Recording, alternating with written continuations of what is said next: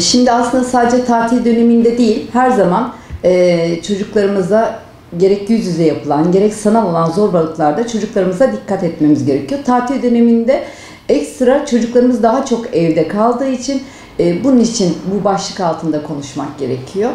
Çocuklarımız maalesef bizim büyüdüğümüz zamandaki gibi dışarıda kapının önünde oynayamıyor. Büyüklerle veya komşu çocuklarıyla büyüyemiyor. Parklar çok sınırlı.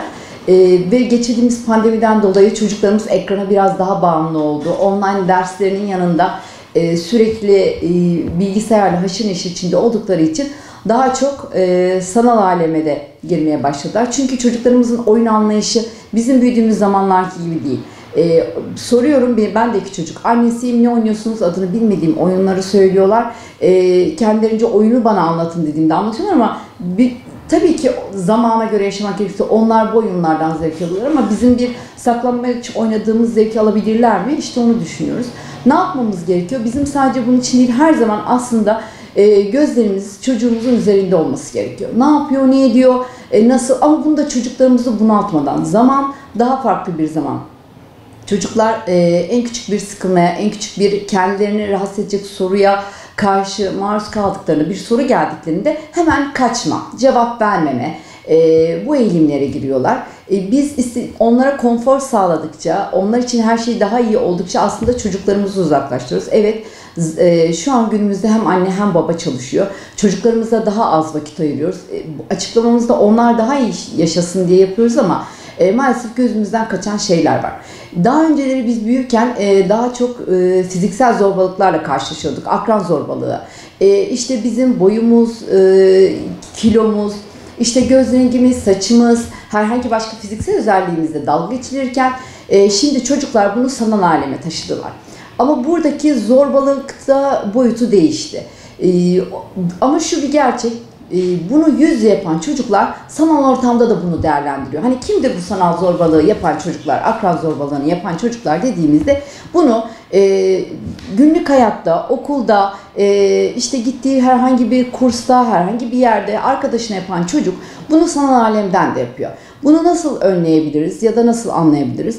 Önce aslında biz hem öyle bir çocuğun annesi babası da olabiliriz. Uygulayanın da annesi babası olabiliriz veya bu durumda mağdur olan çocuğun annesi babası da olabiliriz. Anne baba olarak biz demekle değil, yapmakla çocuklarımıza örnek olacağız.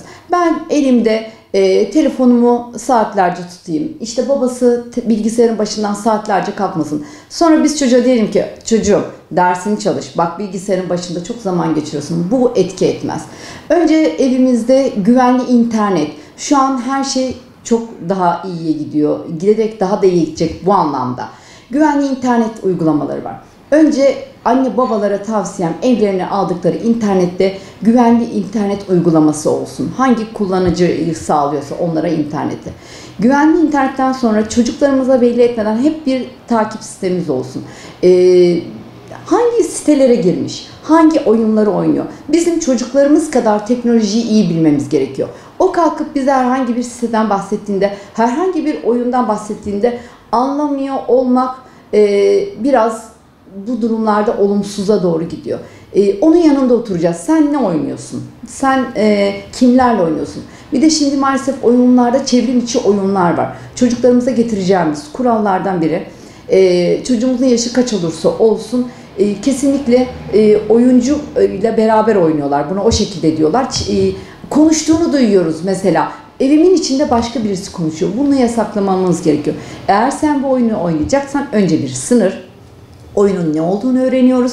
Daha sonra hiçbir şekilde online oynadığı zaman konuşmayacak. Karşıdaki kişiyle konuşmayacak. Sonra çocuklarımız, biz onlara da sürekli iletişim halinde olmak istiyoruz. İşte okula gitti mi, okuldan çıktı, kursa gitti mi, cep telefonları var. Hem cep telefonlarına hem de kendilerine gelen, işte internetten gelen oyunları sırasında olsun, sosyal medyada onlar da e-mail kullanabilirler, işte diğer sosyal medya hesapları olabilir. Mesajları açmamaları gerektiğini söylememiz lazım. Gelen yabancı telefon numaralarını açmamaları gerektiğini söylememiz lazım. Ama bunun yanında bizim de bunları yapmamamız gerekiyor. Maalesef önce biz kendimiz örnek olmazsak çocuklarımıza söyleyerek hiçbir şeyi yaptıramayız. Önce maalesef gördüğümüz en büyük şeylerden biri anneler, babalar Ellerinde telefonla veya işte PlayStation var şu an. Babalar da vakitlerini bununla geçiriyorlar. Bütün bunları biz yaparken çocuklarımıza bunu söylesek çok fazla etki olmaz. Dediğim gibi önce güvenli internetle işe başlayacağız. Sonra sınırlandırma getireceğiz. Şu kadar sürede oynayabilirsin. Sonra biz de aynı şekilde bu kurallara uyacağız ki çocuğumuz bunu görecek. Oynadığı kişiler, girdiği web siteleri, oynadığı oyunlar, bunları öğrenmek için bizim de teknolojiye hakim olmamız gerekiyor. Bunun yanında teknolojiyi iyi bilen kullanıcılar var. Onları da takip ederek. Mesela çok yoğun çalışıyoruz. Gündemde ne olduğunu bilmiyoruz. Sosyal medyada bu konuda önemli kimseler var çocuklarımızı koruyan. Bunları da takip ederek bilgi sahibi olmalıyız. Yani her anlamda biz çocuklarımızdan bir adım önde olmalıyız ki çocuklarımıza faydamız olsun.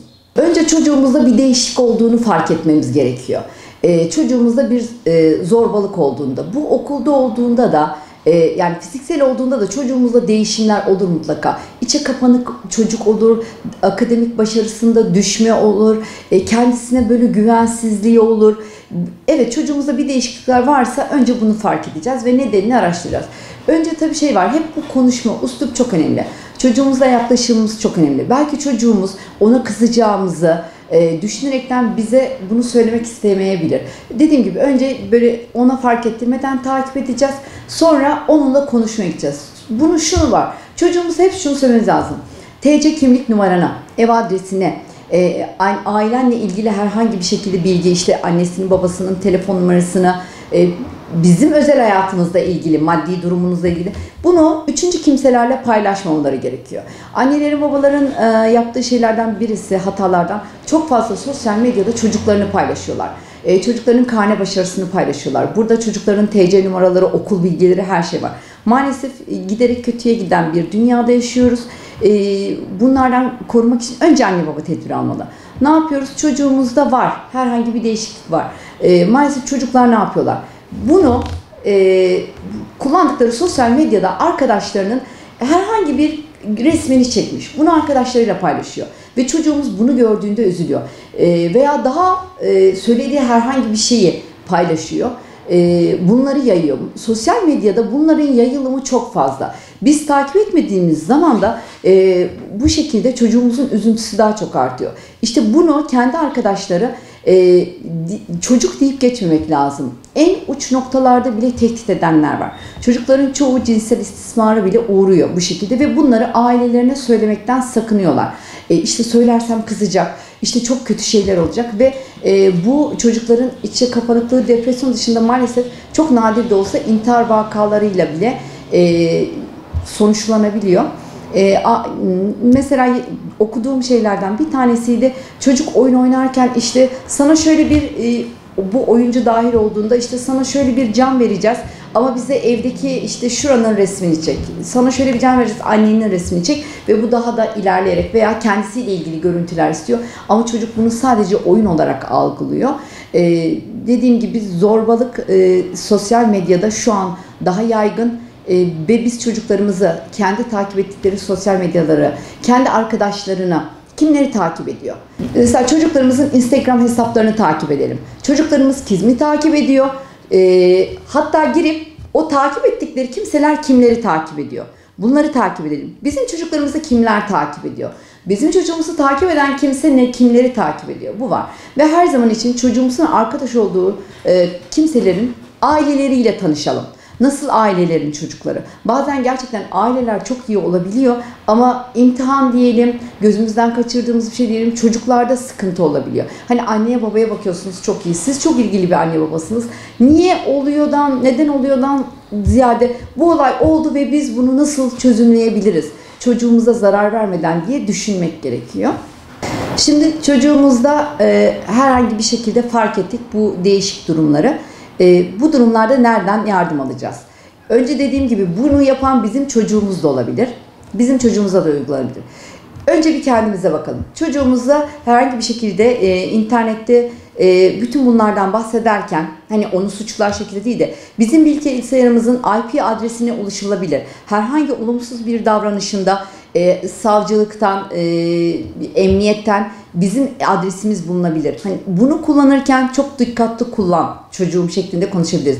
Aynı şekilde çocuğumuzu rahatlatma konuşmalarımızda anneciğim ya da babacığım bir sıkıntın olduğunu fark ediyoruz. Bize açılmaya başladığında merak etme, biz gerekli yetkililerden bu kimselere ulaşabiliriz. Onun IP adresine ulaşılabilir diye söyleyebiliriz. Bize yardımcı olacak siteler vardır. Bunlar güvenli internet siteleri, bir de Siberay diye böyle belli kurumlar var. Bu kurumlardan da biz yardım isteyebiliriz. Çocuğumuza bunun bilgisini de verebiliriz. Yani hani bize açılamıyor ama herhangi okuldaki güvendiği bir öğretmenine, diyelim teyzesi, dayısı, amcası, bir büyüğü, abisi, ablası, çocuğumuza bunu da vermemiz lazım. Yani evet sen bunu yaşıyorsun ama bunun bir çözümü var. Bunu sana yapanlar cezalandırılabilir. Bunu vermemiz lazım. Çocuk bunu bildiği zaman da bize anlatmasa da bizden diyelim çekiniyor, bizi üzecek diye de korkabilir çocuğumuz, tedirgin olabilir. Kendisine yardım edecek başka bir büyükten yardım isteyebilir. Velev ki olmaması gereken bir şey. Bunu yapan kişi bizim çocuğumuzsa bu sefer ne olacak? Tedirgin olacak. Hani bizden gizli yaptığı için evet bizim bilgisayarımızın IP adresi bulunabilir. Bizim evimize de emniyetten gelinebilir, savcılıktan gelinebilir. Sadece ben değil, annem babam da böyle zor bir duruma düşebilir diye çocuğumuza bunun hakkında böyle bilgiler vermemiz gerekiyor. Yani olaya hep mağdur açısından değil, mağdur eden açısından da bakmak gerekiyor. Biraz biz o konuda da maalesef şimdiki günümüzdeki anne babalarda eleştireceğimiz şey, hepimiz çocuğumuzu prens prenses gibi yetiştirmeye çalışıyoruz. Bizim çocuğumuz hep iyisini doğrusunu yaparmış gibi geliyor ama gözden kaçırılan bu tür zorbalıklardaki en önemli şey, bizim çocuğumuz da yanlış yapabilir. Evet, o bizim çocuğumuzdur. Yanlışını düzeltebiliriz. Çocuğa da bunu vermek gerekiyor.